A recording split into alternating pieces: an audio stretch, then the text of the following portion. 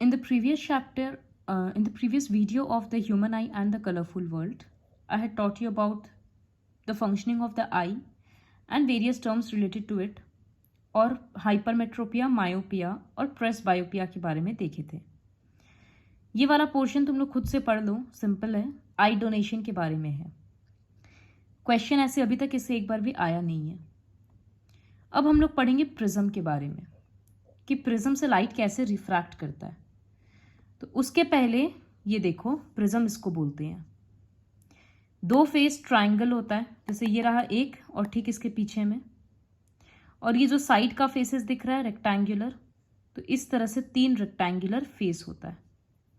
So this is a prism, 3 dimensional figure दिखाए हम. तो प्रिज्म से अगर लाइट जाता है तो वो किस तरह से रिफ्रैक्ट होता है, देखो वो भी यहाँ दिख रहा है. ये एक वाइट लाइट है और जब ये बाहर आ रहा है तो ये 7 कलर्स में आ रहा है. ऐसा क्यों हुआ? ये एक प्रिज्म है, एक वाइट लाइट यहां से जा रहा है. वाइट लाइट मतलब सनलाइट समझ लो. तो ये एयर है और ये ग्लास है. मीडियम चेंज हो गया तो लाइट रिफ्रैक्ट करेगा. रिफ्रैक्शन के लिए हम लोग नॉर्मल ड्रॉ कर दिए.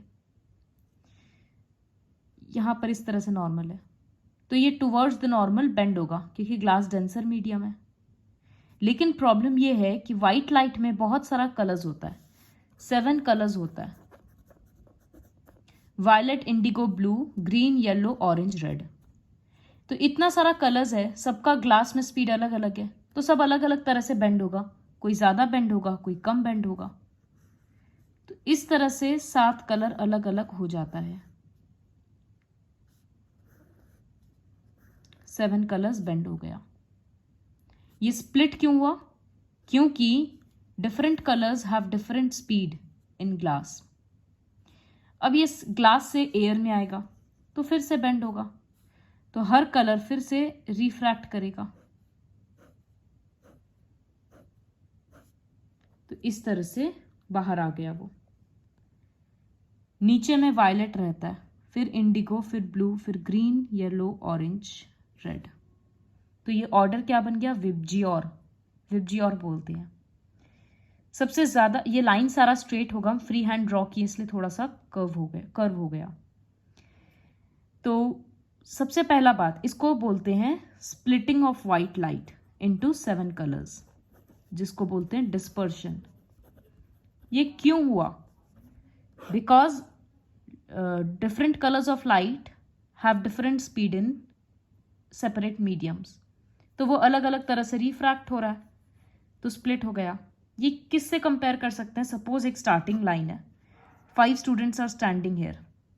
तो अभी सब साथ है, लेकिन जब रेस शुरू हो जाएगा तो कोई स्पीड में दौड़ता है वो सामने आ जाएगा, कोई स्लो दौड़ रहा है तो वो इधर उधर हो जाएगा इस तरह से. तो एक बार सब शुरू में साथ में था, लेकिन जिस तरह से रेस शुरू हुआ अलग अलग स्पीड होने के कारण सब अलग अलग पोजीशन पे आ गया. ठीक वही होता है यहाँ पर. व्हाइट लाइट था, लेकिन जब वो बेंड हो रहा है तो सब अपना अलग अलग एंगल पे बेंड हो रहा है, जिसकी वजह से वो स्प्लिट हो जा रहा है, और इसी को बोलते हैं डिस्पर्शन. ये सब आइजैक न्यूटन का किया हुआ एक्सपेरिमेंट्स था. तो आइजैक न्यूटन क्या किए, इस तरह से एक वो एक्सपेरिमेंट किए, देखे कि व्हाइट लाइट से 7 कलर बन रहा है. ये है ना, हम लोग बहुत बार ऐसे नॉर्मली भी देखते हैं, जैसे टीवी अगर बंद है तो ब्लैक स्क्रीन में अगर धूप पड़ता है तो देखते हैं 7 कलर्स दिख रहा है. डायमंड का रिंग वगैरह होता है, उस पर भी धूप पड़ता है तो देखते हैं 7 कलर्स बन रहा है. दैट इज बिकॉज सब कुछ व्हाइट लाइट डिस्पर्स हो जा रहा है वो. आइजैक न्यूटन क्या किया, फिर यहां पर एक दूसरा प्रिज्म लगाया. उसको ये देखना था कि अब जैसे ये रेड कलर है तो रेड कलर और फर्दर स्प्लिट होगा या नहीं, येलो फर्दर स्प्लिट होगा या नहीं. तो वो नोटिस किए कि अब जो रेड है वो बेंड तो हो रहा है, लेकिन वो और स्प्लिट नहीं हो रहा है. इसका मतलब जैसे व्हाइट लाइट में 7 कलर मिला हुआ था, इन सब कलर्स में और कोई कलर मिक्स्ड नहीं है. तो एक एक्सपेरिमेंट उनका ये था, 2 प्रिज्म पर रख कर देखे. दूसरा एक्सपेरिमेंट उनका ये था, देखो पहले वो वाइट लाइट को 7 कलर्स में स्प्लिट कर दिए, यहाँ 7 नहीं दिखाकर सिर्फ रेड टू वायलेट इस तरह से दिखा दिया। फिर वो दूसरा प्रिज्म को उल्टा रखे तो वो ये नोटिस किए कि सारा वापस से रिकम्बाइन होकर वाइट लाइट दे रहा है। तो the 7 colours recombine to give white light. ये था उनका एक्सपेरिमेंट्स। प्रिज्म के बारे में थोड़ा सा और बोलना था, इसका अलग अलग टर्म्स हैं। तो अभी तो हम वाइट लाइट से 7 कलर्स का दिखाए, अभी हम सिर्फ एक लाइन का अगर एक रे ऑफ लाइट का रिफ्रैक्शन दिखाएंगे तो वो कैसे होगा। देखो ये प्रिज्म है, 3 डायमेंशनल फिगर नहीं ड्रॉ किए, पीछे में इस तरह से होता है, वो सब नहीं दिखा रहे हम। तो प्रिज्म का जो ये एंगल होता है इसको बोलते हैं angle of prism. So what is angle of prism? Angle between the two lateral surface. जैसे देखो ये एक लैटरल सरफेस है और यहां पर एक लैटरल सरफेस है, दोनों के बीच का ये जो एंगल है ना, इसको बोलते हैं एंगल ऑफ प्रिज्म। ये क्लियर हो गया। उसके बाद है ये इंसिडेंट रे है ऑफ कोर्स, उसके बाद ये रिफ्रैक्ट होगा तो इस तरह से हो जाएगा, तो ये रिफ्रैक्टेड रे है। फिर जब बेंड होगा बाहर आएगा वापस तो ये एमर्जेंट रे है। तो इंसिडेंट रे को अगर डॉटेड लाइन से हम प्रोड्यूस करेंगे और ये रिफ्रैक्टेड रे को, एमर्जेंट रे को हम डॉटेड लाइन से प्रोड्यूस करेंगे, तो ये जो एंगल फॉर्म हुआ ना, angle between incident ray and emergent रे, इसको बोलते हैं एंगल ऑफ डेविएशन। मतलब इससे पता चलता है कि वो कितना डेविएट हुआ, अपने रास्ते से कितना ज़्यादा वो बेंड हो गया। तो यहाँ पर सिर्फ एंगल ऑफ प्रिज्म और एंगल ऑफ डेविएशन का डेफिनेशन लर्न करना है, बाकी तो पता ही है कि इंसिडेंट रे है, रिफ्रैक्टेड रे है और एमर्जेंट रे है, ग्लास स्लैब वाला एक्सपेरिमेंट के जैसे। तो ये प्रिज्म का हो गया और वाइट लाइट का स्प्लिटिंग समझ में आया। तो अब हम लोग स्काई में रेनबो का फॉर्मेशन पढ़ेंगे। रेनबो कैसे फॉर्म होता है? धूप में अगर बारिश होता है तो बारिश हो गया, एटमॉस्फेयर में बहुत सारा रेन ड्रॉप्स इस तरह से सस्पेंडेड रह गया। अब धूप यहां से पार हो रहा है तो ये ड्रॉप्स क्या कर रहा है? प्रिज्म का काम कर रहा है। तो ये इस धूप के वाइट लाइट को स्प्लिट करके 7 कलर्स में दिखा रहा है। इस तरह से thousands and thousands of water droplets रहता है, वो सब वाइट लाइट को स्प्लिट करता है और हम लोगों को पूरे स्काई में एक बड़ा सारा रेनबो दिखता है। तो एग्जाम में क्वेश्चन आता है how is rainbow formed in a sky. सिर्फ एक ड्रॉप के हेल्प से समझेंगे तो क्या होता है, उसमें बहुत सारा स्टेप्स है। तो सबसे पहले ये वाटर ड्रॉपलेट्स प्रिज्म के जैसे जो एक्ट करता है, पहला स्टेप होता है कि वो रे ऑफ लाइट को रिफ्रैक्ट करता है, क्योंकि वो एयर से ग्लास वाटर में जा रहा है, मीडियम चेंज हो रहा है तो उसका स्पीड चेंज होगा। रिफ्रैक्ट करने के बाद वो उसको डिस्पर्स कर देता है 7 कलर में। तो रिफ्रैक्शन के बाद डिस्पर्जन।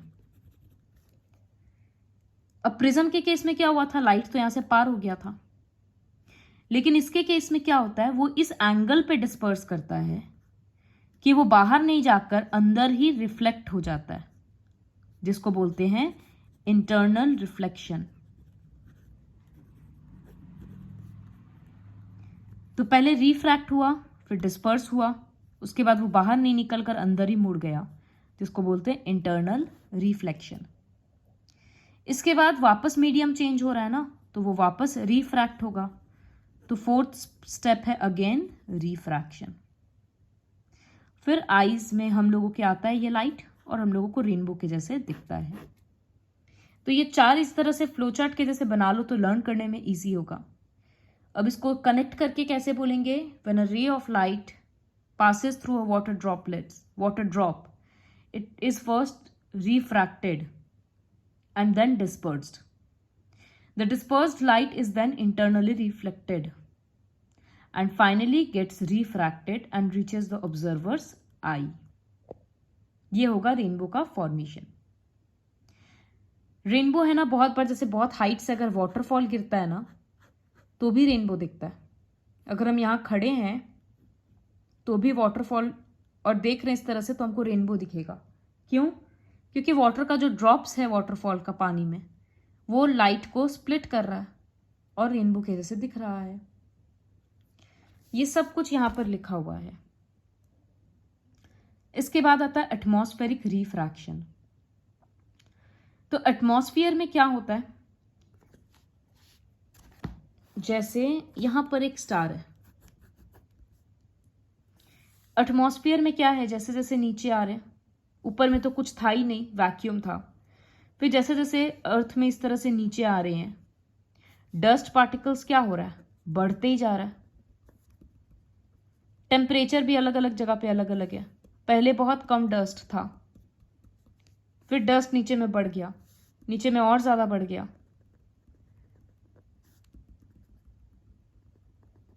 तो जैसे जैसे नीचे आ रहे हैं डेंसिटी इंक्रीज होते जा रहा है, ऑप्टिकल डेंसिटी भी। सपोज कोई ऑब्जर्वर यहां पर है तो उसके लिए क्या होगा, रे ऑफ लाइट इस तरह से आ रहा है, कंटिन्यूसली मीडियम तो चेंज होते जा रहा है, क्योंकि वो रेयरर से डेंसर में आ रहा है, ऐसा लगेगा, क्योंकि नीचे में डेंसिटी बढ़ते ही जा रहा है। तो सपोज रे ऑफ लाइट इस तरह से आया, अब डेंसिटी थोड़ा सा चेंज हो गया, तो लाइट क्या होगा, रेयरर से डेंसर में आ रहा है ना, तो टूवर्ड्स द नॉर्मल बेंड करेगा। फिर थोड़ा देर ट्रैवल किया, डेंसिटी चेंज हो गया, तो फिर से वो टूवर्ड्स द नॉर्मल बेंड करेगा। इस तरह से जब तक वो, सपोज यहां पर ऑब्जर्वर है, तो इस ऑब्जर्वर के लिए ये बेंड होकर थोड़ा सा ऐसे होगा। तो इस ऑब्जर्वर के लिए रे ऑफ लाइट कहां से आ रहा है, वो तो इस पाथ को फॉलो करेगा ना, इस पाथ को फॉलो करेगा, मतलब उसको तो लगेगा कि स्टार यहां पर है। तो एक्चुअल पोजीशन के कंपैरिजन में स्टार उसको थोड़ा ऊंचा दिखेगा।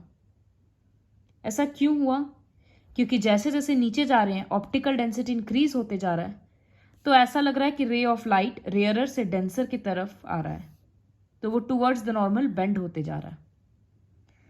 तो स्टार का एक्चुअल पोजीशन से, मतलब उसका एपरेंट पोजीशन एक्चुअल से थोड़ा सा ऊपर होता है। सिर्फ इतना ही नहीं है, अब ये मीडियम क्या है, हवा तो क्या है, बदलते जा रहा है, तो डस्ट कभी इधर जा रहा है कभी उधर जा रहा है, कहीं पर कम गया कहीं बढ़ गया। तो ये जो डेंसिटी है ना, ये फिक्स्ड नहीं रह रहा है, ये बार बार चेंज हो रहा है, जिसकी वजह से रिफ्रैक्टिव इंडेक्स बार बार चेंज हो रहा है, तो ऑप्टिकल डेंसिटी चेंज होते जा रहा है। तो ऑब्जर्वर को लग रहा है कि एक बार स्टार यहां पर है, कभी उसको दिखेगा स्टार यहां है, इस तरह से एक ही स्टार है लेकिन अलग अलग जगह दिखेगा। और स्टार क्या है, एक पॉइंट के जैसे दिखता है, तो एक पॉइंट कभी उसको यहां दिख रहा है, कभी यहां इस तरह से दिख रहा है, तो वो ऐसा लगता है कि पॉइंट चमक रहा है। इसी वजह से बोलते हैं कि स्टार्स ट्विंकल करता है। तो स्टार एक्चुअली में ट्विंकल क्यों कर रहा है, क्योंकि उससे जो लाइट अर्थ के अंदर आ रहा है वो कंटिन्यूसली रिफ्रैक्ट हो रहा है, बेंड हो रहा है, और कंटिन्यूस रिफ्रैक्शन की वजह से वो लगता है जैसे ट्विंकल कर रहा है। ये पूरा बहुत इंपॉर्टेंट क्वेश्चन है, बहुत बार आता है, व्हाई डू स्टार्स ट्विंकल, और इसी के साथ आता है why do planets do not twinkle.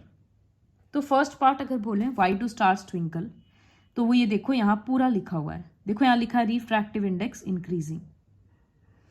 The twinkling of star is due to atmospheric refraction of starlight. The starlight on, more or less ये पूरा ही आंसर लर्न करना होगा। The starlight on entering the earth's atmosphere undergoes refraction. जब ये starlight अर्थ के अंदर enter करता है तो कंटिन्यूसली रिफ्रैक्ट होता है। Atmospheric refraction occurs in a medium of gradually changing refractive index. पूरे एटमॉस्फेयर का जो रिफ्रैक्टिव इंडेक्स है ये कंटिन्यूसली चेंज होते रहता है, लेकिन ऐसा लगता है कि वो टुवर्ड्स द नॉर्मल बेंड हो रहा है, क्योंकि नीचे की तरफ डेंसिटी बढ़ते जाता है। तो इसी की वजह से जो एक्चुअल एपरेंट पोजीशन है वो एक्चुअल पोजीशन से थोड़ा ऊपर होता है। उसके बाद है कि further this apparent position of the star is not stationary. ये जो पोजीशन है ये फिक्स्ड नहीं है, क्योंकि रिफ्रैक्टिव इंडेक्स कंटिन्यूसली चेंज हो रहा है, तो स्टार का पोजीशन भी चेंज हो रहा है। फिर since the stars are very distant, वो बहुत दूर है, तो वो एक पॉइंट के जैसा लगता है। As the path of rays of light coming from the star goes on veering slightly, वो स्टार का पोजीशन लगातार बदलते रह रहा है, तो हम लोगों को लगता है कि स्टार ट्विंकल कर रहा है। इसका कौन सा आंसर लर्न करना है वो बाद में हम ग्रुप में सेंड करेंगे। अभी सिर्फ इसका कंसेप्ट समझो कि स्टार्स ट्विंकल क्यों कर रहा है, वो समझ में आ गया होगा अभी। सेकेंड पार्ट है कि प्लैनेट्स ट्विंकल क्यों नहीं करता है। तो प्लैनेट्स को अगर देखें तो वो अर्थ के काफी क्लोज होता है। स्टार जैसे एक पॉइंट साइज दिख रहा था, प्लैनेट्स एक डिस्क के जैसा दिखता है, बड़ा बड़ा। तो जब यहां से रिफ्रैक्शन होगा, यहां से भी रिफ्रैक्शन होगा, लाइट आ रहा है, सन का लाइट रिफ्लेक्ट होकर आ रहा है, तो ऑब्जर्वर के लिए पोजीशन बार बार बदल रहा है क्योंकि मीडियम तो चेंज ही हो रहा है। लेकिन ये इतना बड़ा ऑब्जेक्ट है कि थोड़ा सा इधर उधर हो रहा है इसका पोजीशन इस तरह से, तो वो उसमें ट्विंकलिंग इफेक्ट नहीं आ रहा है, वो चमकने वाला बात नहीं दिख रहा है। इतना बड़ा ऑब्जेक्ट थोड़ा सा जगह बदल रहा है तो वो समझ नहीं आता है। तो इसी की वजह से प्लैनेट्स डू नॉट ट्विंकल। इसका जो बुक में आंसर है वो लर्न करने में थोड़ा सा प्रॉब्लम होगा, बट करना ही पड़ेगा, कोई ऑप्शन नहीं है। तो why do planets do not twinkle? तो यहां लिखा है planets are much closer to the earth and they are seen as extended sources. Extended मतलब बड़ा सोर्सेज। तो प्लैनेट को कंसिडर किया जाता है कि उसमें बहुत सारा डॉट्स है, एक प्लैनेट में बहुत सारा डॉट्स है। तो रिफ्रैक्शन की वजह से क्या होता है, कोई डॉट चमकता है, कोई डॉट नहीं चमकता है। तो ओवरऑल जो ट्विंकलिंग इफेक्ट है ना वो नलीफाई हो जाता है, मतलब जीरो हो जाता है। कोई डॉट चमक रहा है तो उसको बैलेंस करने के लिए कोई डॉट नहीं भी चमक रहा है, तो इस वजह से वो ट्विंकल होता हुआ नहीं दिखता है। इसके बाद एक पॉइंट है advanced sunrise and delayed sunset. बहुत छोटा छोटा टॉपिक है लेकिन काफी इंपॉर्टेंट है और सब मोर और लेस एक ही कंसेप्ट के ऊपर बेस्ड है, एटमॉस्फेरिक रिफ्रैक्शन के ऊपर। सपोज ये अर्थ का सरफेस है और ये एटमॉस्फियर है इस तरह से। यहां एक इंसान खड़ा है तो उसका आईज हम खाली ड्रॉ किए हैं। होराइजन मतलब ये वाला लेवल होता है।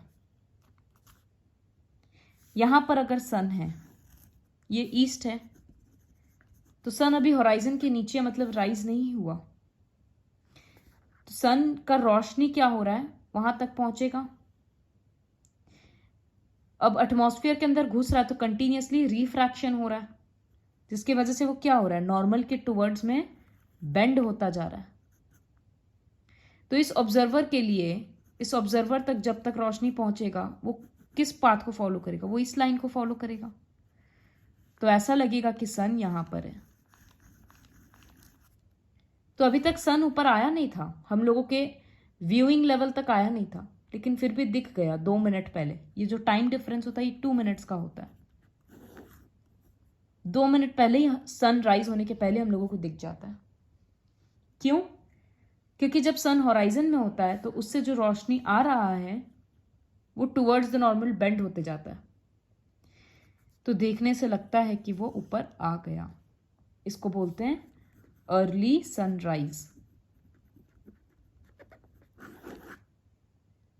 जैसे अगर हम बोले कि 5:06 AM पे सनराइज हो गया, मतलब सन दिख गया हमको, लेकिन एक्चुअली में सन ऊपर आया है 5:08 AM पे। वो 2 मिनट पहले ही हमको क्यों दिख गया, रिफ्रैक्शन के कारण। जैसे दिखा ना स्टार के केस में कि जो अपरेंट पोजीशन है वो थोड़ा सा ऊंचा होता है।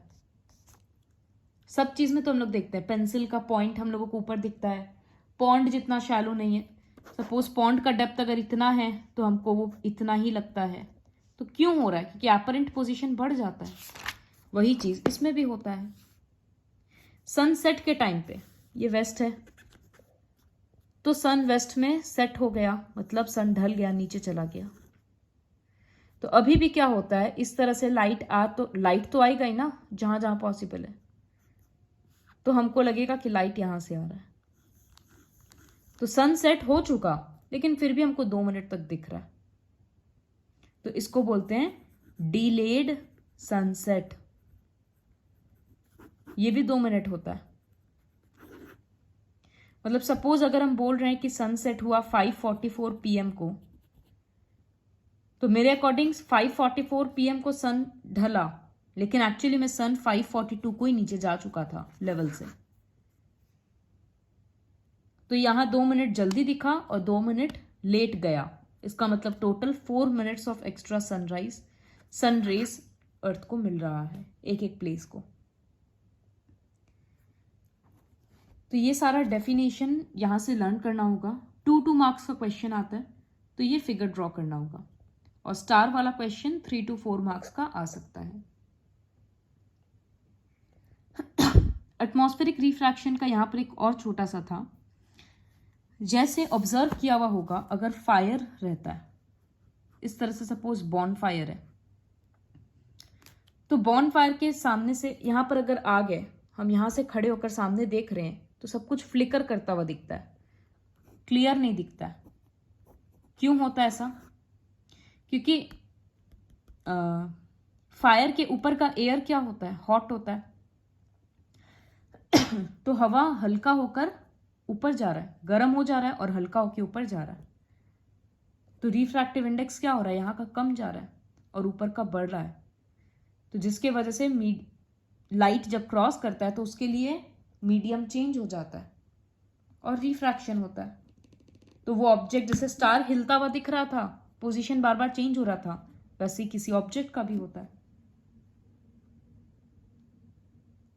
तो ये सब था एटमॉस्फेरिक रिफ्रैक्शन।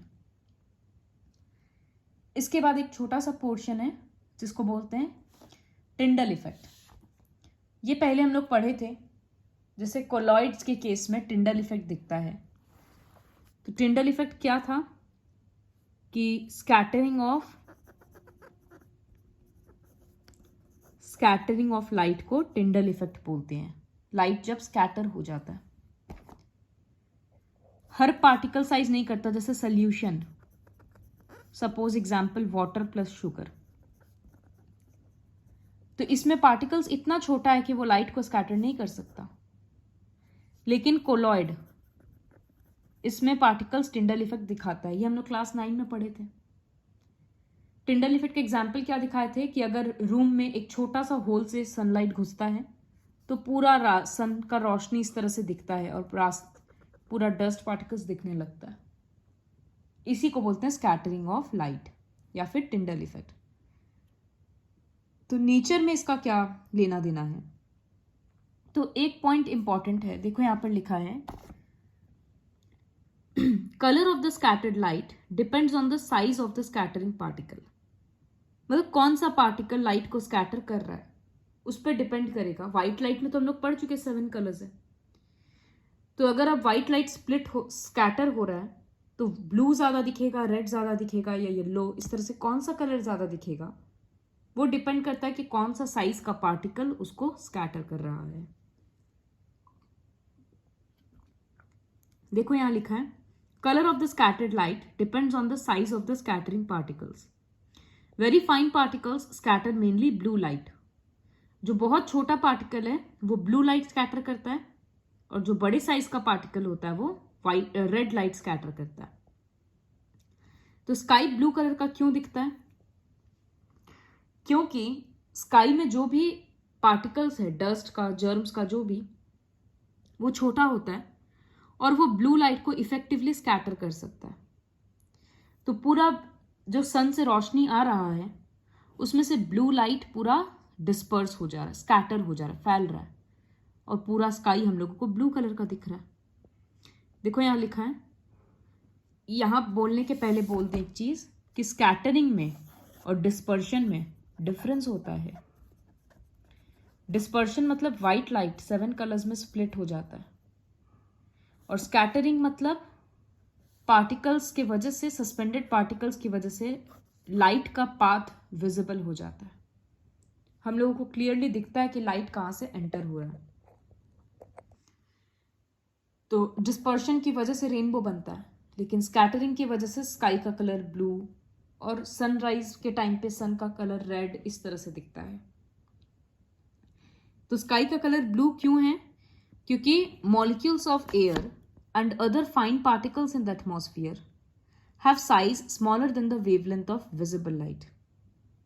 मतलब छोटा छोटा पार्टिकल्स है, और ये पार्टिकल ज़्यादा effectively shorter wavelength of light को स्कैटर करता है।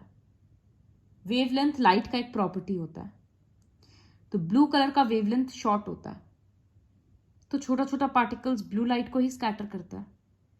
रेड लाइट का वेवलेंथ लॉन्ग होता है, वो उसको स्कैटर नहीं करता है। देखो यहाँ लिखा है the red light has a wavelength about 1.8 times greater than the blue light. तो छोटा पार्टिकल शॉर्ट वेवलेंथ को स्कैटर कर दिया। इस वजह से जब सनलाइट पास होता है एटमॉस्फेयर से, तो final particles in air scatter the blue light. The scattered blue light हम लोगों के आईज में आता है और ऐसा लगता है कि वो ऑब्जेक्ट ब्लू कलर का है, मतलब स्काई ब्लू कलर का है। स्पेस में तो एटमॉस्फेयर ही नहीं है, तो वहां पर ये सब एक्टिविटीज होता नहीं है। इस वजह से अगर कोई एस्ट्रोनॉट स्पेस से अर्थ को देखता है या स्काई को देखता है तो उसके लिए वो ब्लैक है, स्काई में उसका कोई कलर नहीं दिखता उसको। उसके बाद जो भी डेंजर सिग्नल्स होता है वो रेड कलर का होता है। क्यों?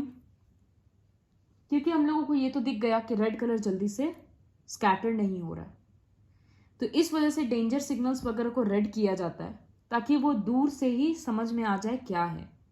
क्योंकि अगर लाइट स्कैटर होगा तो सपोज वहां जो भी कुछ लिखा हुआ है फिर वो ठीक से दिखेगा नहीं, तो डेंजर सिग्नल्स तो दूर से ही पढ़ना है ताकि रुक पाए टाइम पे, तो इस वजह से वो रेड कलर का होता है।